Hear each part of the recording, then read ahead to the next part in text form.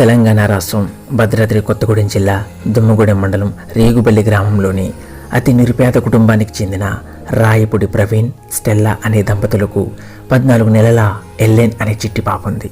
ఈ పాప పుట్టిన కొన్ని రోజుల నుండి స్పైనల్ మస్క్యులర్ ఆట్రోఫీ అనే జన్యు సంబంధిత వ్యాధితో బాధపడుతుంది. ఇది చిన్నపిల్లలకు వచ్చే అరుదైన ప్రాణాంతక వ్యాధి. దీని లక్షణాలు మెదడులో ఉండే కణాలు, వెన్నెముకలోని సిరలు, కండరాలు క్రమక్రమంగా బలహీనపడతాయి. దీనివల్ల పిల్లల యొక్క మెదడు కండరాల కదలికలను నియంత్రించేటటువంటి ఆ సంకేతాలను పంపడం ఆపేస్తుంది. ఈ ట్రీట్మెంట్కి అక్షరాల 16 కోట్ల రూపాయలు అవసరం. వీరి దగ్గర అంత స్తోమత లేదండి. ఈ వైద్యంగా అందకపోతే పాప చనిపోయే ప్రమాదం ఉంది.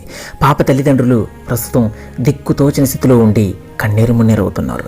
ప్రజెంట్ పాపకి విజయవాడలోని ఒక ఆసుపత్రిలో చికిత్స అందుతుంది. బతికించాలి అంటే నోవార్టిస్ ఫార్మాకి చెందినటువంటి జోల్జెనస్మా అనేటువంటి ఒక ఇంజెక్షన్ని తనకు చేపిస్తేనే తన ప్రాణం నిలబెడుతుందని చెప్పి డాక్టర్స్ చెప్తున్నారు సార్. కానీ దాని ఖర్చు 16 కోట్లు అవుతుందని చెప్తున్నారు.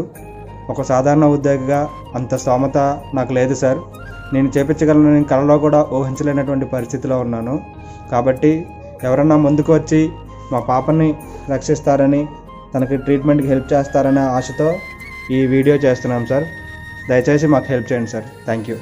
మనమందరం ఐక్యంగా కలిసి మానవతా దృక్పథంతో సామూహిక సహాయాన్ని వారికి అందించి ఈ చిన్నారి పాపను కాపాడుతాం, మానవత్వాన్ని నిలబెడతాం.